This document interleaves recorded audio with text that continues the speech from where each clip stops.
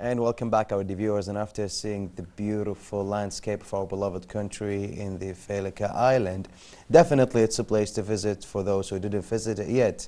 And for now, hair loss differs between men and women and its pattern, typical causes, and the severity. Men typically experience a receding hairline and a thinning at the crown, progressing to baldness due to the genetics, hormonal factors like the DHT. Women generally experience the diffuse thinning across the scalp, often triggered by the hormonal changes like the pregnancy or menopause and stress that nutritional deficiencies cause, but rarely reach a complete baldness.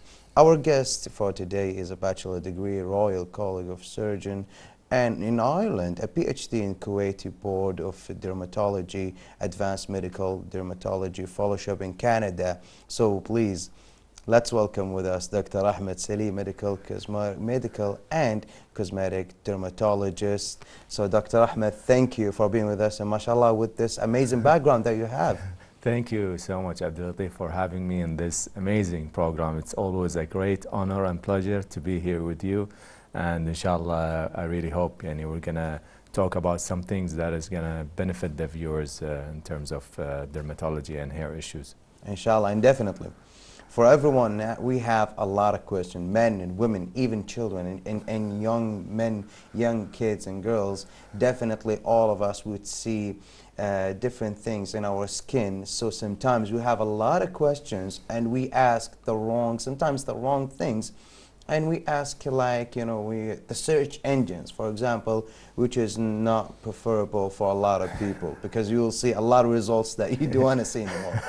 So, for the first one for today, how do we take care of our skin in general? And what is the best skincare routine that a lot of people should do? Taking care of our skin is actually very simple. So every person needs three basic things. We need a face wash, a moisturizer, and a sunscreen. These three things is an absolute must for taking care of your skin in general. But some people will need additional stuff depending on what problem they have. So for example, if you have acne, you need those three things, and you need to add other stuff to treat acne. If you have pigment issues, you still need those three things, and you can add things for the pigmentation in the face. So it really depends on the case, and some people, they have oily skin. There are three skin types. You have mixed, sensitive, oily. So it really depends on the type of skin you have, but taking care of our skin, we need to have those three basic things. Exactly. A lot of people actually neglect their skin and go to under the sun, even in summer in Kuwait. It's brutal, yeah. So without having the sunscreen. In normal countries, actually, in normal weather, we should have the sunscreen, but yet no one does. And after that, they will be directly going for the collagen, and they think that it can help on the skincare. So for this supplement exactly, is it useful for the collagen itself? No, honestly speaking of collagen itself, when you take collagen supplements by mouth, they don't work as effectively for the skin as topical skincare products. So for example, vitamins in general, if you take vitamin A pill, it doesn't do as much of a benefit as if you're putting a vitamin A cream. Because most of it is going to be digested. Exactly, and when you take collagen, it's broken down into amino acids and protein, and it gets distributed all over your body. So your body gets what it needs from that collagen pills and gets rid of the rest. So it's not like, when you take the collagen pill, it's going to go directly to your skin and build collagen. For the skin, you need to have collagen supplement. You can take it either from supplements or you can take it from your, diet. But you need to apply something topically for the skin to produce more collagen.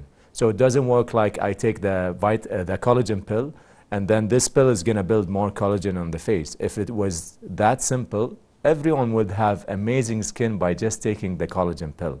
Yeah, it will be so easy actually. Yeah, yeah. And so you need to take collagen, and you need to do some procedures and apply topical creams to have a great skin and to increase collagen production. So collagen pills on their own, they don't do much if you don't add other stuff to the skin. Well, what about the collagen broth that been recently made out of the animal bones that we've been recently like cooking? You've definitely heard about it, Yeah, and you have a lot of comments from the look of your eyes. So yeah, what do you think about it? I've heard of it, but speaking, like scientifically speaking, Yeah. it doesn't do much for the skin. Because they've done a lot of studies on collagen. There is only one type that might help the skin. It's called collagen that is, you know, taken from marine, or collagen that is taken from fish, or, you know, marine collagen. Yes. And it needs to be in a specific formula, like it needs to be hydrolyzed and produced from fish or, you know, any marine creature. Yes. So only that type of collagen helps the skin. The rest, the animal collagen, the plant collagen, they don't do much for the skin. Well, that's for everyone to remember. So about the acne, do all people also get acne, or it's just about teenagers though they have acne, like me and you, teenagers? Yeah. We can sell that up. Yes, definitely. You can, I can't. No, but Yeah. So that's actually a very good question. A big misconception about acne. You know, people think that only teenagers or people in their 20s they get acne, but that's actually wrong. Because a lot of people get acne above the age of 30, and I've seen so many cases they start getting acne at the age of 40. They've never had acne in their life, but they start getting the acne that teenagers get when they are 30 or 40 years old. So you can get acne at any age. It doesn't because mean of maybe the hormonal changes after 40 years old. Maybe. Sometimes, yeah, especially in females because of the hormonal change. And there is a very common type of acne called hormonal acne. So a lot of females can get it after the age of 30 or after the age of 40. It doesn't have to be during teenage time. Exactly. So about the Roaccutane, let's say, we've heard about it so much. It's like the cream that most people are putting. It's one of the most commonly used drug for acne. What are the most common misconceptions about it, and what these drugs mostly do, and how many people actually is scared of it?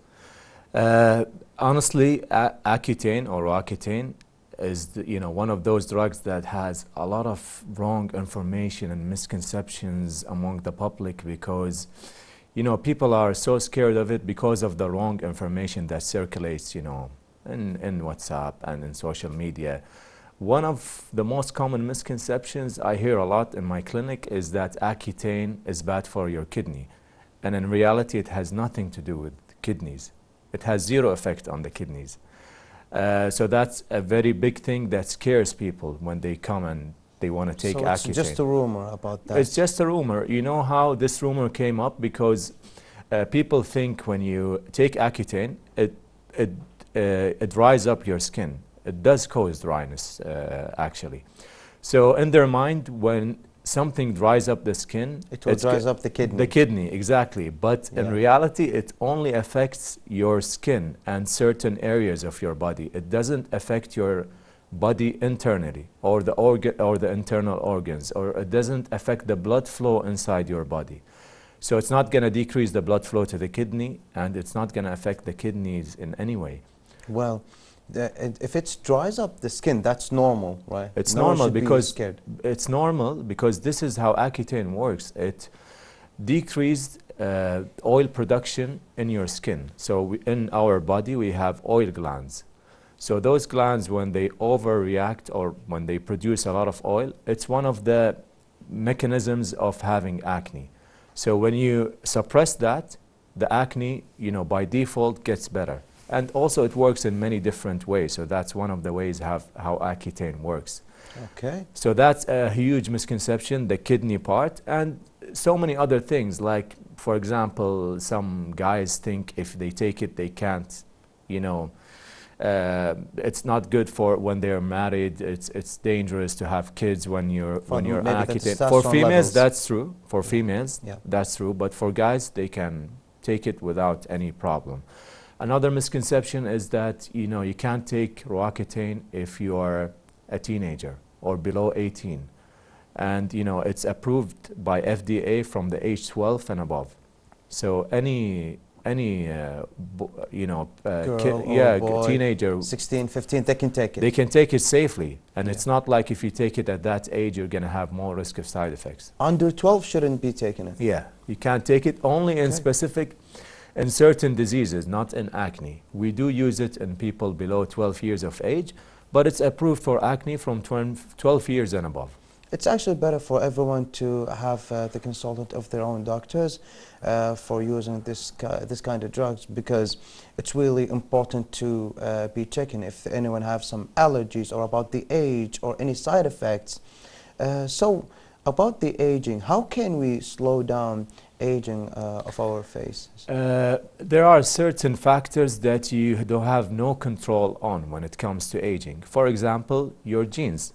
You're born with certain genes. Some people are, mashallah, they have, when they're 50 or 60, they look like as if they are in their 40s and 30s because they have good genes. This is something you cannot control.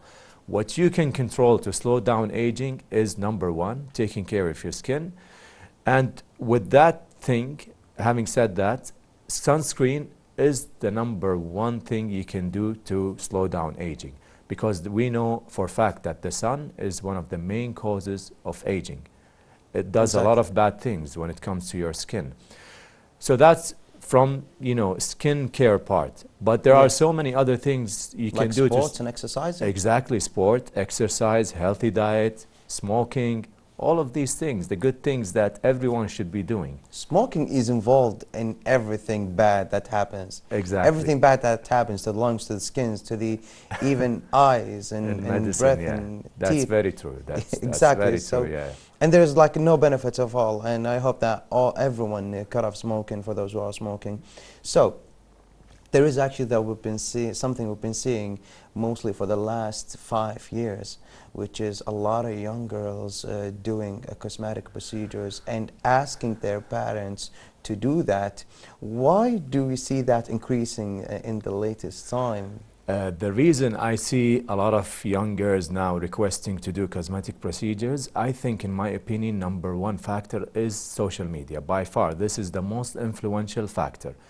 Because in the era of social media, we have, unrealistic results. So we have the effect of filters. We have also the, hyper-inflated and augmented reality in social media.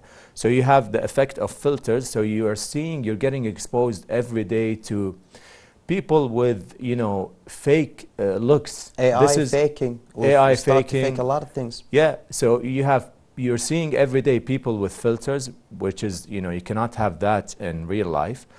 So imagine if you are a girl and you are born in the era of social media, you're a teenager, and every time you go online on social media, you scroll, and all what you see is those people and celebrities and influencers with filters. And by the way, Instagram, the algorithm pushes people with certain looks, people with, perfect bodies, those who look, they have like the perfect body, everyone, yes. perfect skin. Because these type of people, they get a lot of attention in social media, so they get a lot of likes and shares. So this is what the algorithm pushes, and they want you to see that all the time. And you're seeing only these are only 1 or 2% of the population, but you're getting exposed to them every day on Instagram, on Snapchat, on TikTok. So imagine how this affects the young generations when they see that, when they see those examples, and they think in their mind, if I don't look like this influencer or celebrity, there's something wrong with me. So I need to do something. So they always have very low esteem, and they think negatively about their look. So that reflects in our clinic by coming and doing cosmetic procedures. Exactly. Unfortunately, we're out of time, Dr. Ahmad Seleem, and thank you for being with us, helping us so much. Thank you so much, Abdulatif, for having me, and it was a great honor and always a pleasure to be with you guys here in this amazing program. Thank you and welcome, and of course, we are so glad to have you with us. And of course, with that, our dear viewers, that was with us, Dr. Ahmad Seleem, medical and cosmetic dermatologist, helping us in many aspects, of course, to taking care of ourselves. So now we'll go on a break and then we'll be back, so stay tuned.